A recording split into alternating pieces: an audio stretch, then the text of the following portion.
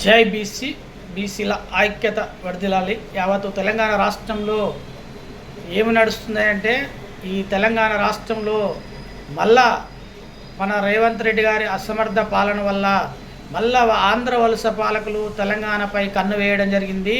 ఇది తెలుస్తుంది. యావత్తు తెలంగాణ రాష్ట్రంలో ఉన్నటువంటి నా ఎస్సీ, ఎస్టీ, బీసీ, మైనార్టీ సోదరులందరూ కూడా మేల్కొనవలసిన సమయం ఆసన్నమైంది. ఎందుకంటున్నానంటే, మనము 1969 నుంచి తెలంగాణ స్వరాష్ట్ర ఉద్యమం అనేది సుమారుగా లేదన్నా కానీ అప్పుడు 1969లో 360 మంది విద్యార్థులు చనిపోవడం జరిగింది. ఆ తదుపరి మలిదశ బీసీ ఉద్యమంలో 1200 మంది విద్యార్థులు అమరులు కావడం జరిగింది.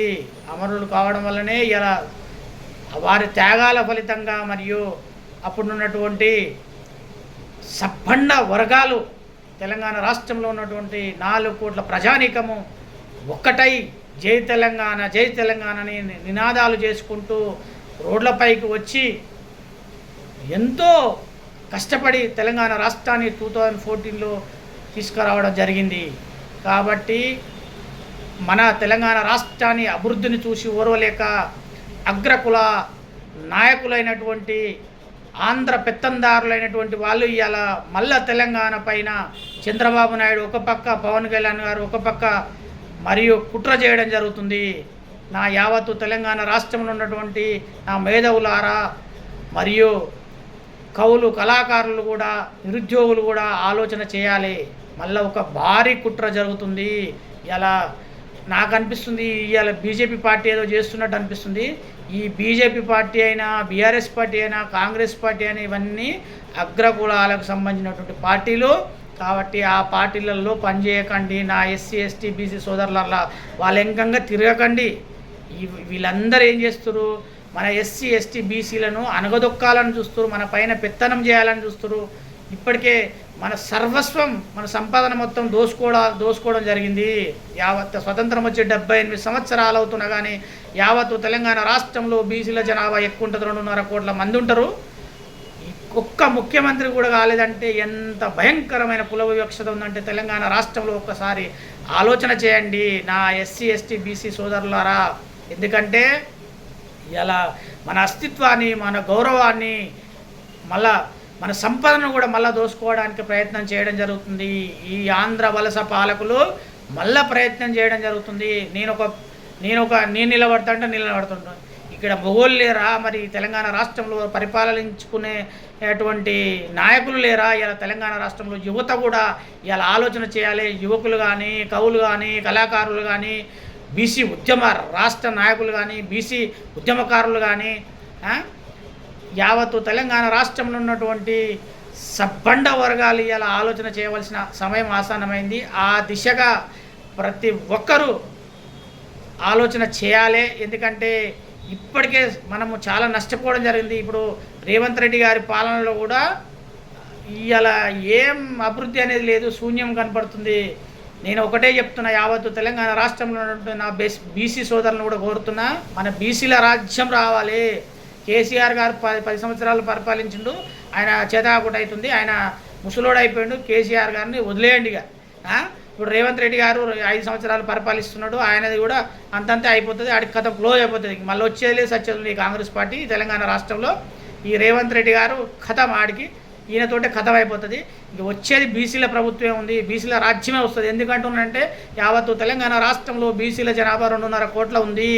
2.5 కోట్లు ఎస్సీ, ఎస్టీ సోదరులు కూడా కలుపుకొని మొత్తము 90% అబవ్ ఉంటుంది. మన రాజ్యాన్ని తీసుకోవాలి. ఎందుకంటే మన రాజ్యం వచ్చినప్పుడు మన పిల్లలకు కానీ మన వాట మనకు దక్కుతుంది. మనకు రిజర్వేషన్లు మనకు వస్తాయి. ఎందుకంటే చట్టసభల్లో మనకు రిజర్వేషన్లు లేకపోవడం వల్ల మనం చాలా వెనుకబడిపోతున్నాము. ఇలా మనం ఆర్థికంగా, సామాజికంగా, రాజకీయంగా అన్ని రంగాలలో నష్టపోతున్నాము. పారిశ్రామికంగా, విద్యాపరంగా, వైద్యపరంగా అన్ని రంగాలలో ఇవాళ అణచివేత కనపడుతుంది. ఈ రేవంత్ రెడ్డి గారి పాలన వల్ల ఇంకా భయంకరమైన అణచివేత ఉంది. కాబట్టి ప్రతి ఒక్క బీసీ బిడ్డ కానీ, నా ఎస్సీ, ఎస్టీ బిడ్డలు కానీ మేల్కొనాలి. మేల్కొనకపోతే మన పిల్లల భవిష్యత్తు శూన్యం అయిపోతుంది. కాబట్టి వాళ్ళకు ఈ బీఆర్ఎస్ పార్టీ కానీ, కాంగ్రెస్ పార్టీ కానీ, బీజేపీ పార్టీ అని ఇవన్నీ అగ్రకులాలకు సంబంధించినటువంటి పార్టీలు. ఆ పార్టీలకు ఓట్లు వేయకండి. ఆ ఓట్లేసి ఇప్పటికే వాళ్ళు ఇచ్చేటువంటి 500 రూపాయలకు, వాళ్ళు ఇచ్చేటువంటి ఈ కోటర్ సీసకు, ఫుల్ బాటిల్కు ఆశపడి అలా 2000 రూపాయలకు, 2000కు మన ఓట్లను నమ్ముకొని వాళ్ళు ఏమంటున్నాయా అంటే అగ్రకులాలకు మీరు ఓట్లప్పుడు డబ్బులు అడుగుతున్నారు, మరి డబ్బులు అడిగినప్పుడు మేమెందుకు సంపాదించుకోకూడదు, మేము దాదాపు లేదులైనా కానీ 10 కోట్లు 5 కోట్లు ఎమ్మెల్యేలుగా పెట్టి గెలిచి మేమెందుకు సంపాదించుకోకూడదని ఆ విధంగా మాట్లాడుతున్నారు ఇప్పుడున్నటువంటి అగ్రకులాలకు సంబంధించినటువంటి ఎమ్మెల్యేలు. కాబట్టి ఎందుకు వాళ్ళు ఇచ్చే వాళ్ళు ఇచ్చే 1000 రూపాయలు, వాళ్ళు ఇచ్చే 2000, వాళ్ళు ఇచ్చే కోటర్ సీసా, వాళ్ళు ఇచ్చేటువంటి రెడ్డి సామాజిక వర్గం, వెలుగు సామాజిక వర్గం ఇచ్చేటువంటి మందు సీసులకు ఆశపడి మనం ఎందుకు మన ఓటును ఎందుకు అమ్ముకోకూడదు. మన డాక్టర్ బిఆర్ అంబేద్కర్ చెప్పినటువంటి ఈ రాజ్యాంగం ప్రకారంగా మన ఓటును ఆదాయానికైనా అదే ఓటు ఉంటుంది, నిరుపేదకైనా అదే ఓటు ఉంటుంది, ప్రతి ఒక్కరు ధనవంతునికైనా అదే ఓటు, పేదవాడికైనా అదే ఓటు ఉంటుంది. కాబట్టి ఆ దిశగా ఇలా తెలంగాణ రాష్ట్రంలో చాలా చైతన్యమయ్యారు. కాబట్టి యావత్తు తెలంగాణ రాష్ట్రంలో మేధావులు, యువకులు, ముఖ్యంగా విద్యార్థులను మరియు నిరుద్యోగులు, యువకులు కూడా ఆలోచన చేయాలి. ఈ పార్టీలను అంతం చేయాలి, అంతం చేసి బీసీల రాజ్యం తెచ్చుకోవాలి. ఆ దిశగా ప్రతి ఒక్క బీసీ బిడ్డ కానీ, ఎస్సీ ఎస్టీ బిడ్డ, సామాజిక న్యాయం అందరికీ సమాన వాట, సమాన న్యాయం జరిగేటట్టు మనం పోరాడవలసిన సమయం ఆసన్నమైంది. ఏమి లేదు, ఒకప్పుడు యుద్ధాలు చేస్తుండే, రాజుల కాలంలో యుద్ధాలు చేసేసి అప్పుడు రాజ్యాలు ఆక్రమించుకుంటుండే. ఇవాళ యుద్ధం చేయవలసిన అవసరం లేదు, కత్తి పట్టవలసిన అవసరం లేదు. ఏమైనా మన ఓటు మన అభ్యర్థులకు వేసుకోవాలి. మన బీసీ ఎస్టీ అభ్యర్థులకు మన ఓట్లు మనం వేసుకోవాలి. వాళ్ళ డబ్బులకు ఆశపడకండి. మనం చైతన్యం కావాలి. తమిళనాడులో ఎట్లయితే మార్పు వచ్చిందో ఆ విధంగా చైతన్యం కావాలి. విజయ్ ఎట్లయితే డబ్బులు పెట్టకుండానే గెలవడం జరిగిందంట, ఆ దిశగా తెలంగాణ రాష్ట్రంలో కూడా అందరూ యావత్తు తెలంగాణ రాష్ట్రంలో 4 కోట్ల ప్రజానీకము చైతన్యం కండి మంచి ఈ న్యాయం చేసేటువంటి ఈ సామాజిక దృక్పథం ఉన్నటువంటి ఈ నాయకులు ఓట్లు వేయండి. ఆ దిశగా ప్రతి ఒక్కరూ పనిచేస్తారని కోరుకుంటున్నా. మీ బీసీ ఉద్యమ రాష్ట్ర నాయకులు శ్రీరాములు గౌడ్, బోయపల్లి. బీసీల ఐక్యత వర్ధిల్లాలి.